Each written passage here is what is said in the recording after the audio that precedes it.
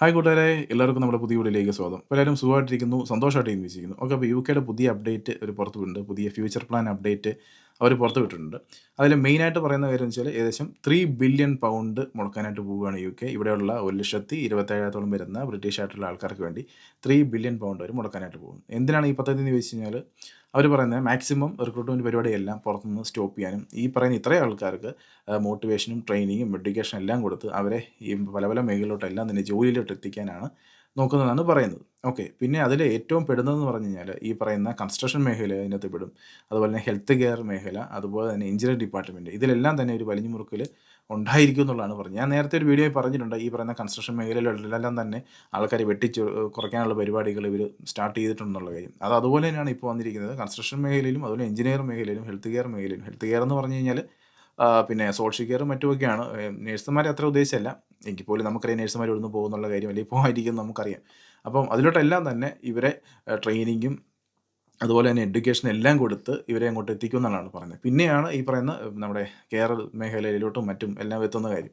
അതുപോലെ രണ്ടാമത്തെ അപ്ഡേറ്റ് എന്ന് പറഞ്ഞു കഴിഞ്ഞാൽ 16 വയസ്സിനും അതുപോലെ തന്നെ 22 വയസ്സിനും ഇടയിലുള്ള കുട്ടികൾ അവർ നോക്കുകയാണെന്നുണ്ടെങ്കിൽ ഏകദേശം ഒരു 10 പേര് എടുക്കുകയാണെന്നുണ്ടെങ്കിൽ 2-3 പേര് അതിനകത്ത് പിന്നെ എഡ്യൂക്കേഷന് പോകാൻ താല്പര്യമില്ലാത്തതോ അല്ലെങ്കിൽ എഡ്യൂക്കേഷൻ വളരെ ഇൻട്രസ്റ്റ് ഇല്ലാതെ പോയി എഡ്യൂക്കേഷൻ നടത്തുന്ന കുട്ടികളാണെന്നുള്ളതാണ് ഇവിടുത്തെ ഡേറ്റ കാണിക്കുന്നത്.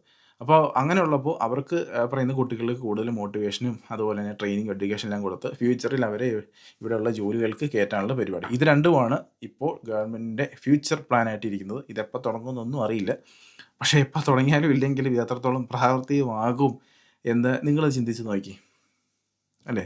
ഇത് ഒത്തിരി പ്രാവർത്തികമാകാൻ പോകുന്ന കാര്യമില്ല. പ്രാവർത്തികമാകുമായിരിക്കും, ഇല്ലെന്ന് ഞാൻ പറയുന്നില്ല. പക്ഷേ ഇതിവിടെ എത്രത്തോളം പോസിറ്റീവായിട്ട് ഈ രാജ്യത്തിന് ഫലിക്കുന്ന ഒരു കാര്യമാകുമെന്ന് എനിക്ക് എത്രത്തോളം തോന്നുന്നില്ല. കാരണം നമുക്കറിയാം ഏറ്റവും കൂടുതൽ എക്സ്പേർട്ട് ഉള്ള ആൾക്കാരാണ് ഇന്ത്യ എന്ന് ഈ പറയുന്ന മെഡിക്കൽ ഫീൽഡ് അതുപോലെ തന്നെ IT ഫീൽഡ്. ഇത് രണ്ടും ലോകത്ത് തന്നെ ഏറ്റവും എക്സ്പേർട്ടഡ് ഉള്ള ആൾക്കാരാണെന്ന് പറയുന്നത് ഇന്ത്യക്കാരാണ്.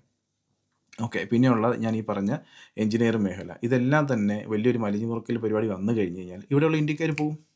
അവർ നല്ല രീതിയിൽ ഇവിടുന്ന് പോകട്ടോ. അവർക്ക് ഇപ്പോൾ ഞാൻ ഈ പറഞ്ഞ പോലെ പിന്നെ ഇവിടെ PR-ൻ്റെ പ്രശ്നം കൊണ്ട് അവർ കരഞ്ഞു നിന്നും അവർ നിൽക്കത്തില്ല. അല്ലെങ്കിൽ നമ്മളിപ്പോൾ ഇവിടെ നിൽക്കുന്ന KRS-നുള്ള ആൾക്കാർ PR കിട്ടുമോ എന്ന് ചോദിച്ച് ഇവിടെ നിൽക്കുന്ന ആൾക്കാരെന്നുണ്ടെങ്കിൽ അവരെപ്പോലെ അവർ നിൽക്കേണ്ട ആവശ്യമില്ല. കാരണം അവർക്ക് ഒത്തിരി കൺട്രീസ് വേറെ ഉണ്ട്. അവരിവിടെ നല്ല രീതിയിൽ മൂവ് ഔട്ട് ആവും. നേഴ്സുമാർ എവിടെ ചെന്നാലും അവർക്ക് ജോലി കിട്ടും. ഒരു കുഴപ്പമൊന്നുമില്ല. അവർക്ക് PR-ൻ്റെ പ്രശ്നങ്ങൾ ഇവിടെ ബാധിച്ച് നിൽക്കേണ്ട ആവശ്യമില്ല. പിന്നെ IT ഫീൽഡ് ഞാനത് പറയേണ്ട ആവശ്യമില്ല. പിന്നെ കൺസ്ട്രക്ഷൻ അതും ഞാൻ പറയേണ്ട ആവശ്യമില്ല. പിന്നെ എഞ്ചിനീയറിംഗ് ഇതിലൊന്നും പറയേണ്ട ആവശ്യമില്ല. അവരെല്ലാം തന്നെ ഒരുപാട് കൺട്രീസ് വിളിക്കുന്നുണ്ട്. ഇപ്പം നേഴ്സാണെങ്കിൽ ഇപ്പോൾ ഓസ്ട്രേലിയയിലോട്ടൊക്കെ ഇഷ്ടം പോലെ വേക്കൻസീസാണ് ഇപ്പോൾ ഓപ്പൺ ചെയ്തിരിക്കുന്നത്. അപ്പോൾ അവരങ്ങ് പോകും. അവർ നോക്കുമ്പോൾ എന്തിനാണ് ഇത്രയും വലിഞ്ഞു മുറുക്കി ഞാനിവിടെ ഈ PR-ൻ്റെ ഇത് ഒരു എന്താ പറയുക കൺഫ്യൂഷനാക്കി ഇങ്ങനെ നിൽക്കേണ്ട ആവശ്യം ഒത്തിരി പേര് ചിന്തിക്കുക. അതുകൊണ്ടാണ് ഇതൊന്നും പ്രശ്നമില്ലാത്ത സമയത്ത് പോലും നേഴ്സുമാർ ഇവിടുന്ന് കഴിഞ്ഞ വർഷം ഏകദേശം 10,000-14,000 നേഴ്സുമാർ ഇവിടുന്ന് പോയത്. വർക്ക് വിസയിലുള്ളവരാണ് എന്നിട്ട് പോലും. അപ്പോൾ ഇതെല്ലാം കൂടെ ഇങ്ങനെ വന്നു കഴിയുമ്പോൾ എത്രത്തോളം ആൾക്കാർ ഇവിടുന്ന് പോകും എന്നുള്ളത് നമുക്ക് മനസ്സിലാക്കാം. ഹെൽത്ത് കെയർ ആണെങ്കിലും ഈ കൺസ്ട്രക്ഷൻ മേഖലയാണെന്നുണ്ടെങ്കിലും എഞ്ചിനീയറിംഗ് ഡിപ്പാർട്ട്മെൻറ്റിനാണെങ്കിലും എല്ലാം തന്നെ നല്ല രീതിയിൽ ആൾക്കാർ ഇവിടുന്ന് പോകും. അങ്ങനെ പോയി കഴിഞ്ഞാൽ ഇവർ ഈ പറഞ്ഞിരിക്കുന്ന പോലെ പിന്നെ ഇവർക്ക് ട്രെയിനിങ്ങും കാര്യങ്ങളെല്ലാം കൊടുത്ത് ഇവരെ ജോലിയിലേക്ക് കയറ്റുമെന്നാണ് പറഞ്ഞത്. അത് എത്രത്തോളം ഇവിടെ നല്ല രീതിയിൽ ഒരു സ്റ്റേബിളായിട്ടുള്ള ലെവലിൽ പോകുമെന്ന് ചോദിച്ചാൽ എനിക്കത്ര പറയാൻ പറ്റത്തില്ല. എനിക്ക് തോന്നുന്നില്ല അത് ഇവിടെ വിജയമാകും എന്നുള്ള കാര്യത്തിൽ എനിക്ക് വളരെ സംശയമാണ്. ഇതൊന്നും ഇപ്പോൾ നടക്കാൻ പോകുന്ന കാര്യമല്ല, ഫ്യൂച്ചറിലുള്ള കാര്യമാണ്. പിന്നെ നമുക്കറിയാം ബ്രെക്സിറ്റ് എടുത്തു കളയുന്ന പരിപാടി. അത് ഇവർ ഓൾറെഡി തന്നെ യൂറോപ്യൻ യൂണിയനുമായിട്ട് കൈ കോർത്തിട്ടുണ്ട്.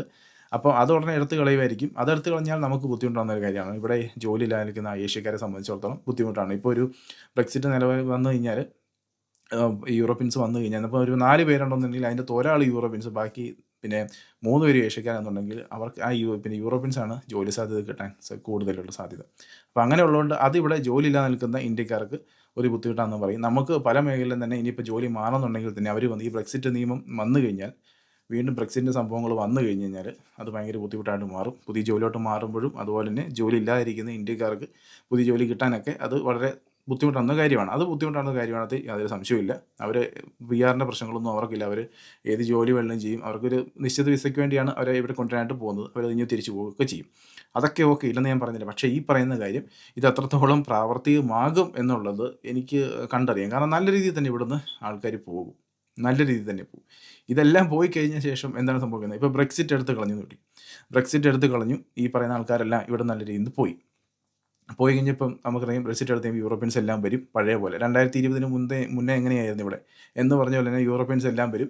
അവസാനം ഹെൽത്ത് കെയറിലെ ആൾക്കാരില്ല, ഈ പറയുന്ന NHSലെ ആൾക്കാരില്ല, പിന്നെ കൺസ്ട്രക്ഷൻ മേഖലയിലെ ആൾക്കാരില്ല, IT ഫീൽഡിലെ ആൾക്കാരില്ല, എഞ്ചിനീയറിംഗ് മേഖലയിലെല്ലാം ഷോർട്ടേജ്. വീണ്ടും റിക്രൂട്ട്മെൻറ്റ് സ്റ്റാർട്ട് ചെയ്യും. ബ്രെക്സിറ്റ് വീണ്ടും നിലവിൽ കൊണ്ടുവരും. ബ്രെക്സിറ്റ് വീണ്ടും നിലവിൽ കൊണ്ടുവരും. ഇത് റിക്രൂട്ട്മെൻറ്റ് വീണ്ടും സ്റ്റാർട്ട് ചെയ്യും. ഇതല്ലേ നടക്കാനായിട്ട് പോകുന്നുള്ളൂ. അല്ലാതെങ്കിൽ നമുക്കറിയാം ഇവർക്ക് അത്രയും ഒരു താല്പര്യവും കാര്യങ്ങളും ഒക്കെ ഈ പറയുന്ന ഇവിടെയുള്ള ആൾക്കാർക്ക് ഉണ്ടെന്നുണ്ടെങ്കിൽ ഇത്രയും വർഷം ഇപ്പോൾ ഈ കൺട്രി UK ഇവിടെ തുടങ്ങിയിട്ട് ഇത്രയും വർഷമായിട്ട് ഏറ്റവും കൂടുതൽ NHSലെല്ലാം വന്ന് വർക്ക് ചെയ്യുന്ന ആരാ? ഇന്ത്യക്കാരായിട്ടുള്ള ആൾക്കാർ. പിന്നെ അതുപോലെ ആഫ്രിക്കക്കാർ, ഫിലിപ്പീൻസ് ഇങ്ങനെയുള്ള കൺട്രിയിൽ നിന്നുള്ള ആൾക്കാരാണ്. അപ്പോൾ ഈ ഒരു സംഭവം ഇവർക്ക് താല്പര്യം പണ്ടേ ഉണ്ടായിരുന്നെങ്കിൽ ഇവരത് അതിലോട്ടെല്ലാം പോയി വലിയൊരു താല്പര്യം പ്രകടിപ്പിച്ച് ഇവിടെ വലിയൊരു സംഭവമായിട്ട് വന്നേനെ. ഇവർക്ക് അതിനോട് അത്ര താല്പര്യമില്ല. അപ്പോൾ അങ്ങനെ ഉള്ളപ്പോൾ വേറെ രാജ്യത്തു നിന്നുള്ള ആൾക്കാരാണ് ഇവിടെ വന്ന് ലീഡ് ചെയ്ത് ഈ രാജ്യം മുന്നോട്ട്. ഈ രാജ്യം എന്ന് പറഞ്ഞാൽ ഹെൽത്ത് കെയർ മേഖലയും മറ്റുമെല്ലാം ലീഡ് ചെയ്ത് പോകുന്നത് മറ്റുള്ള കൺട്രീസിലെ ആൾക്കാരാണ്. കൂടുതൽ നമ്മളാണ്, ഇന്ത്യക്കാരാണ്. അപ്പോൾ അത് പറഞ്ഞു വിട്ട് കഴിഞ്ഞാൽ ഇവർ അങ്ങോട്ട് വന്ന് ഇതിന് ട്രെയിനിങ്ങും എഡ്യൂക്കേഷൻ എല്ലാം കൊടുത്ത് ഇത് വരിക എന്ന് പറഞ്ഞാൽ പെട്ടെന്ന് നടക്കുന്ന കാര്യമല്ല. ഫ്യൂച്ചർ ചെയ്യുന്ന കാര്യമെന്നാണ് ഇവർ പറഞ്ഞിരിക്കുന്നത്. എങ്കിൽ പോലും അത് ഇവിടെ ഞാൻ ഈ പറഞ്ഞ പോലെ ഒരു സ്റ്റേബിൾ ആയിട്ടൊരു പെർഫോമൻസ് ഇവിടെ ഈ രാജ്യത്തിന് കിട്ടുമോ എന്ന് ചോദിച്ചു കഴിഞ്ഞാൽ ഇല്ലെന്ന് തന്നെയാണ് എനിക്ക് തോന്നുന്നത്.